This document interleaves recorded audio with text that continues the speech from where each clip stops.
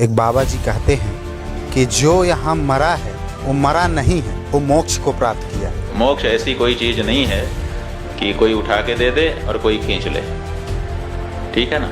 जो भी ऐसा बाबा लोग बोल रहे हैं ना, सबसे पहले तो इन लोग भी तो मोक्ष के लिए तो ये सब कर रहे हैं ना। और अभी तो रुको, क्लाइमैक्स अभी बाकी। तो यहाँ क्या बता रहे हैं कि धर्मदास ये जग बोरा ना, कोई न जाना पद निर्वाण, कोई नहीं जानता मोक्ष मार्ग को। किसी भी संत का, जो सच्चा संत है, अगर आप उसका सानिध्य लाभ करेंगे तो निश्चित रूप से मुक्ति आपको मिल जाएगी। और मोक्ष की प्राप्ति मरने से नहीं होती है, जीते जी होती है। कैसे मिलेगा असली मोक्ष? आज इसी सवाल पर विस्तार से चर्चा करने के लिए हम आपके बीच कुछ आध्यात्मिक जानकारों के विचार लेकर आए हैं। इन आध्यात्मिक जानकारों में एक तरफ है नूरी अनंता व कुछ अन्य आध्यात्मिक जानकार, वहीं दूसरी तरफ है संत रामपाल जी महाराज। इन आध्यात्मिक जानकारों में किसका ज्ञान उत्तम है? कमेंट करके हमें अपनी राय अवश्य दें। अगर इस चैनल पर आप पहली बार आए हैं तो फटाफट से वीडियो को लाइक और चैनल को सब्सक्राइब जरूर कर दें। तो चलिए वीडियो शुरू करते हैं। वीडियो बहुत तेज़ी से सोशल मीडिया पे वायरल हुआ। एक बाबा जी कहते हैं कि जो यहाँ मरा है वो मरा नहीं है, वो मोक्ष को प्राप्त किया है। उस पर क्या कुछ कहें? देखिए, अगर ऐसा लगता था जो भी ऐसा बाबा लोग बोल रहे हैं ना, सबसे पहले तो इन लोग भी तो मोक्ष के लिए तो ये सब कर रहे हैं ना। सब कोई गद्दियों पे बैठा है, कोई गुरु बना हुआ है, कोई क्या क्या नाम दाम इनके हो रखे हैं। तो इन लोग किस लिए कि एक दिन इनको मोक्ष प्राप्त होगा। तो फिर देरी किस बात की? वहीं तो बैठे हैं ना, कूद जाओ ना सब लोग वहाँ पर। पैरों के नीचे आके नहीं मरना है आप लोगों को, आप लोग गंगा में कूद जाओ ना, वहाँ पे मोक्ष की प्राप्ति हो जाएगी। ऐसा कभी नहीं होता है, आम जनता को मैं बता दूं, ऐसा कभी नहीं होता है कि आप लोग कहीं ऐसी जगह पर मर गए तो आपको मोक्ष की प्राप्ति हुई। अगर आपको मोक्ष की प्राप्ति होनी है, आपके कर्मों से देखा जाएगा, आपने अच्छे कर्म करे हैं कि नहीं। अब आप कहोगे कि किसी ने आप सारी जिंदगी इतने पाप करे हैं तो वो ऐसे कहीं जाकर ऐसी जगह मर जाएगा तो उसको मोक्ष की प्राप्ति हो जाएगी, ऐसा नहीं होगा। आपने अगर कर्म अच्छे करे हैं तो आप अपने घर में भी मर रहे हो ना, तो आपको आपके घर में भी मोक्ष की प्राप्ति मिल जाएगी। उसके लिए आपको यहाँ वहाँ, ये काशी या वहाँ वहाँ आके मरने की जरूरत नहीं है। सब भ्रांतियाँ फैला रखी है सबने, पागल बना रखा है सबको। ऐसे मोक्ष की प्राप्ति नहीं होती है कि पाप कर लो सारी जिंदगी, कर्म खराब कर लो और मोक्ष की प्राप्ति बढ़ने के लिए काशी आ जाओ या गंगा में जाके नहा लो, जाओ वहाँ पे जाके डुबकी होगा, मर जाओ तो मोक्ष की प्राप्ति हो जाएगी। ऐसे तो हर कोई सारी जिंदगी पाप करेगा और आके मर जाएगा, हाँ मोक्ष की प्राप्ति हो गई। और मोक्ष की प्राप्ति मरने से नहीं होती है, जीते जी होती है। मरने के बाद मोक्ष मोक्ष कुछ नहीं होता, जीते जी मोक्ष की प्राप्ति होती है। मोक्ष की प्राप्ति के बाद जिया जाता है। आपने एक बात कहा, अगर थोड़ा सा हमको याद आ गया, जो गुट की बात कही कि जो ये बाबा का बयान आता है कि मोक्ष की प्राप्ति हुई, सामने से एक बाबा का और पलटवार बयान आता है। तो शायद जो आप बता रही हैं दो गुटों में विभाजित हो गया है, ये शायद वो महाकुंभ में देखने को मिल रहा है। तो वही तो हम बता रहे हैं कि अब इन लोग सब लोग अपना अपना बोलेंगे ना। अब किसी की बात किसी के साथ मैच नहीं करेगी। अगर एक ही ज्ञान ही एक ही है तो इतने जनों को इतने तरह के ज्ञान बांटने की क्या जरूरत है?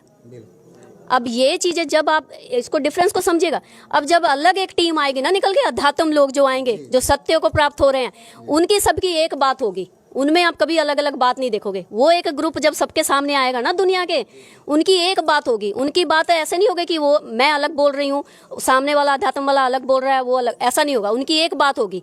उसको आप समझना कि ज्ञान क्या होता है। लेकिन इन लोग की अलग अलग बात कैसे? फिर इन लोग आपस में क्यों जुड़ रहे हैं? अगर इन लोग की बात ही मतलब एक है तो फिर तो एक ही बात होनी चाहिए ना। इन लोगों ने एक्चुअली में लास्ट पहले तो इन्होंने लड़ के मरना है। इनको इनकी जड़ काटनी पड़ेगी। इन्हीं से स्टार्ट होगा। हाँ, इन्हीं की जड़ काटनी। कल की अवतार ने सबसे पहले शुरू ही इनसे किया है। इन्होंने ही सारा गड़बड़ कर दिया है, सारे घर बार खराब कर दिए हैं, लोगों को झूठा ज्ञान, गांजा पी पी के। गांजा पीना मतलब क्या? इन लोगों के लिए ज्ञान का मतलब शिव को प्राप्त कर लिया इन्होंने। गांजा, अरे तुम लोग को होश भी है? शिव के बारे में तुम लोग जानते भी हो? कुछ पाया कि तुम लोगों ने जाना क्या? तुम लोगों को तो होश ही नहीं रहती है। तुम लोगों को कैसे पता तुम लोगों ने शिव को पा लिया? तुम लोग तो नशे करके सारे, तुम लोगों को तो ये नहीं पता कि तुम्हारे शरीर में हो क्या रहा है। तुम लोग तो 24 घंटे गांजा ही थोड़ी, आजकल तो बाबा लोग शराब भी पी रहे हैं।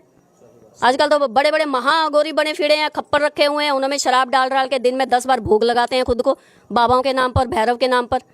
भैरव मतलब भैरव का है। फिर हम तो फिर भैरव को भी नहीं मानेंगे अगर भैरव जी दिन में 10 बार शराब पीते हैं भाई। फिर हम नहीं मानते ऐसे भगवान को। हम खुद बोल रहे हैं, अगर हम देखेंगे महादेव दिन में 10 बार शराब, हम नहीं मानते फिर ऐसे महादेव को। फिर आप कैसे? फिर आप में और आम जनता में क्या फर्क हुआ? अगर भगवानों को भी शराबी पीनी है, नॉनवेज खाना है, सब कुछ खाना है, फिर फर्क क्या हुआ? आप तो मंदिरों में बैठ बैठ कर मीट खा रहे हो, मंदिरों में बैठ बैठ कर आप लोग शराबें पी रहे हो। आप लोगों ने तो सारा शुद्ध, फिर आप लोग काहे के बाबे हुए, काहे के अघोरी हुए, काहे के आप नागा साधु हुए, क्या हुए फिर आप लोग? ये सब पखंड है, खाली भस्म मंगा के गेटअप बना बना कर बैठने से कुछ नहीं होता है। ये सब मार्केट बंद होनी चाहिए। ये कल की अवतार का मैं सब मैसेज सब तक पहुंचाना चाहती हूँ। दोस्तों, अभी आपने सुने इन आध्यात्मिक जानकारों के विचार। आइए अब सुनते हैं संत रामपाल जी महाराज के आध्यात्मिक विचार। अब ये सारे पंथ खत्म हो लिए, कंडम हो लिए। इन सभी पंथों की आज तक जितने भी पंथ थे, सबके द्वारा लिखी हुई अनुभव की पुस्तकों को इस दास ने पढ़ा और वेदों के ज्ञाता समझे जाते थे, उनके अनुभव की पुस्तकों को देखा, सब यूजलेस पाई। उनकी सीडी बना दी, उनके फोटोकॉपी बना दी, ऐसे प्रोजेक्टर में दिखा दिखा के पूरे समाज में भेज दी कि ये बताते थे। अब ये कह नहीं सकते कि हम ऐसा ज्ञान नहीं देते थे, क्योंकि उन्हीं की पुस्तक उन्हीं के द्वारा पढ़ दास ने बोलकर सुनाकर सबके सामने रख दी। अब ये सूख जाएंगे, खत्म हो जाएंगे, खत्म हो गए ये समझो, क्योंकि बुद्धिमान समाज है, इस ज्ञान को समझकर तुरंत समझ जाता है कि उन संत के पास कोई ज्ञान नहीं है। अब ये सभी पंथ नष्ट हो जाएंगे। कैसे होंगे? धीरे धीरे, थोड़ा समय लगता है, लेकिन हो जाएंगे। जैसे पहले हम छोटे छोटे थे, वर्षा के दिनों में कहीं खेतों में, किसान के घर जन्म था इस दास का, तो खेतों में जैसे किसी ने आम खाया और फेंक दी गुठली, वो वर्षा ऋतु में फिर वो उग आते थे। वो कहीं किले के बीच में, कहीं कहीं पर ऐसे छोटे छोटे पौधे फूट उगाते थे। हम उनको वहाँ से निकाल कर और एक ऐसे स्थान पर लगाते थे जो फिर खेती करते समय डिस्टर्ब ना करें और पौधे भी बन जा, पेड़ भी बने। तो हम वहाँ से उखाड़ते थे ना, और किसी की नीचे से मिट्टी हट जाती थी, वो जड़, उसकी जड़ें दिख जाती थी, तो यूं कहा करते, तेरा पौधा कोई ना लागे सूखेगा, तेरे पौधे की जड़ राम ने देख ली, तेरे पौधे की जड़ राम ने देख ली, सूखेगा। और वो सूख जाता था, क्योंकि वहां से पाड़ के लांदे फिर दूसरे खेत में ले जाते, इतना वह माटी जिसके नहीं होती उतना वह पौधा ठीक नहीं, वो रहती नहीं उसके अंदर वह क्षमता, तो वहां लगाते तो वो सूख जाया करता। एक दिन, 2 दिन, 2 दिन राजिकता, फिर सूख जाता था। तो अब इन सभी पंथों की जड़ राम को दिखा दी, परमात्मा को ने, इस दास ने इनकी जड़ दिखा दी समाज को कि इनके पास ये धन था, तुमने मूर्ख बना रहे थे, ना कोई भक्ति का पता, ना ज्ञान का पता, ना कोई इनके पास मंत्र सही, ये आपको काल के जाल में फंसाएंगे। तो अब ये परमात्मा ने कहा था कि धर्मदास तो 1,00,000 दुहाई, ये सार ज्ञान, ये मूल ज्ञान की तबार ना जाई। और फिर ये कहा था कि मैंने तेरे को ये सारे मंत्र दे दिए, ये तीनों मंत्र दे दिए थे धर्मदास जी को परमात्मा ने, ओम, तत् और सत। तत् भी सांकेतिक है और सत भी सांकेतिक है। अब परमात्मा ने कहा था कि ठीक है, इस ओम और तत् जो दूसरा मंत्र है, ये तो तू डिक्लेयर कर भी सकता है, लेकिन सार शब्द जो तीसरा मंत्र है, जो सत शब्द है, जो सत तीसरा नाम है, उसके विषय में तू जिक्र मत करिए, किसी को मत बताना। धर्मदास तो 1,00,000 दुहाई, ये सार शब्द की तबार न जाई, सार शब्द बार जो पढ़ी, बिचली पीढ़ी हंस नहीं तरी।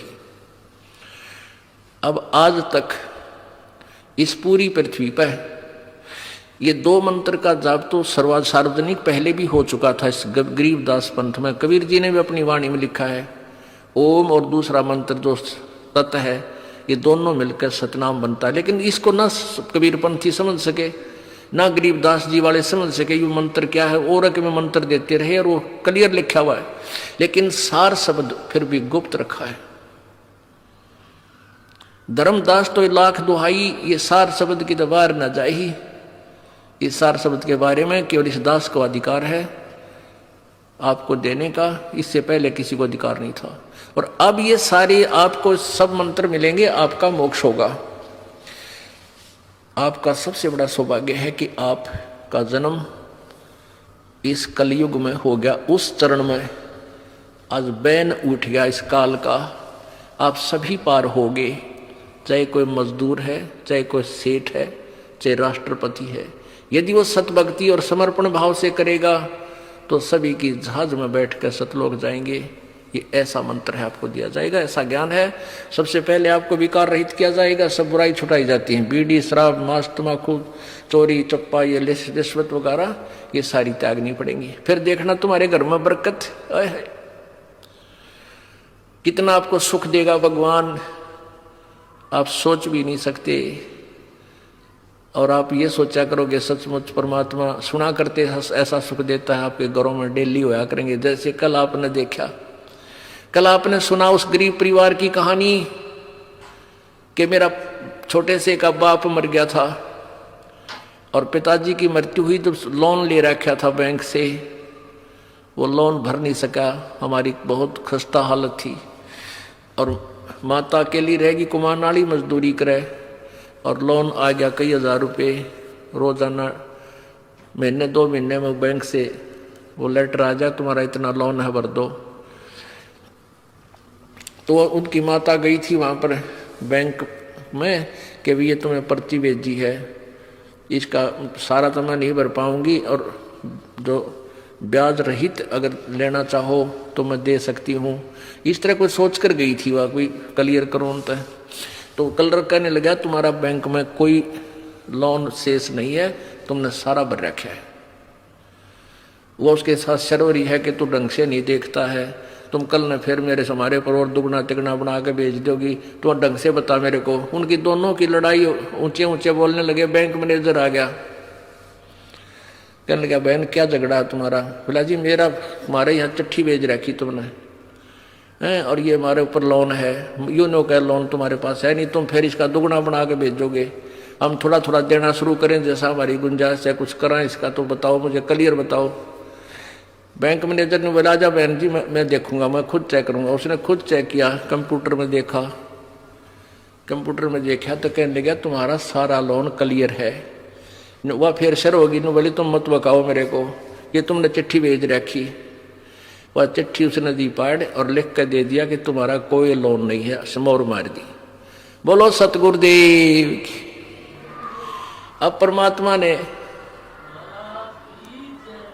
परमात्मा ने कैसी रजा करी, उनके अकाउंट तो लोन ने खत्म कर दिया, उनके अकाउंट में नहीं नहीं तो वो उनका ऊपर पड़ाओ कलर का बेचारा गए, मान ले वो लिख के भी दे देते थे, तो उनके उस खाचा में सारा खत्म कर दिया।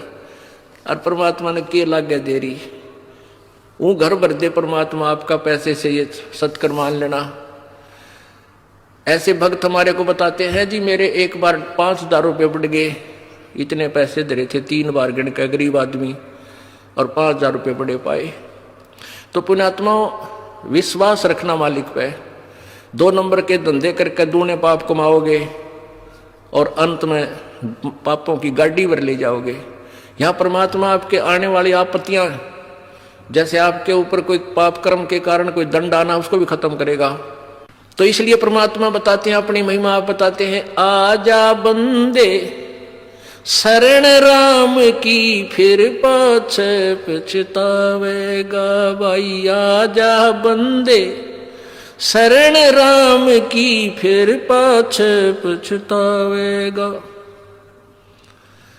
इसलिए परमात्मा कह रहे आ जाओ तुम अब भी मेरी शरण में। जैसे गीता जी अध्याय नंबर 18 के, गीता जी अध्याय नंबर 18 के श्लोक नंबर 62 में गीता ज्ञान दाता कहता है कि अर्जुन तू सर्वभाव से उस परमेश्वर की शरण में जा, उसकी कृपा से ही तू परम शांति और शाश्वत स्थान यानी सत्यलोक को प्राप्त होगा। परम शांति कि वहां जाकर तुझे परम शांति होगी, वहां कोई कष्ट नहीं उस सतलोक में। वो कैसा है वो सतलोक? भाई शंखों लहर मेहर की उपजे कहर नहीं जा कोई, दास गरीब अचल अविनाशी सुख का सागर सोई। उस सतलोक के अंदर कोई दुख नहीं, किसी प्रकार का कोई कष्ट नहीं, बुढ़ापा नहीं। इस जीव के लिए सबसे बड़ा दुश्मन है बुढ़ापा। मृत्यु भी देखी जा, चल हो जाए तब एक दिन कट जा टंटा। ये बुढ़ापा है ना, ये रुआ ले से इस प्राणी को। और इस कलयुग में तो और ज्यादा ना बालक अच्छे रह रहे, ना कोई ऐसी पुत्र वधुओं को ज्ञान रहा, बेटियों को जो थोड़ी बहुत दया धर्म भी वो खत्म होती जा रही है। तो इस प्रकार ये बुढ़ापा, इस समय का बुढ़ापा सबसे बड़ा कहर होगा आपके लिए। पहले तो लाज शर्म करा करते, कोई पड़ोसी कह देता, रिश्तेदार ते भी नो डरा करते, भी कुछ आकर टोक देगा, बुढ़े सेवा ना करते। ये तेनों कह तू ले जा, तने घना अच्छा लग गया तो कर ले सेवा इसकी। तो इतने निर्लज हो गए हम। तो अब हमने भगवान की घनी जरूरत है, और सही भक्ति करेंगे तो बुढ़ापा आपका ऐसा कट जाएगा ना, बेरा बिना पटन दे भगवान। सौ तो दर्दा तो दूर करेगा, कोई आपत्ति आओगी हल्की सी करके टाल देगा आपको। आखिरी सांस तक आपका हाथ पैर चलते रहेंगे, आपको स्वस्थ रखेगा।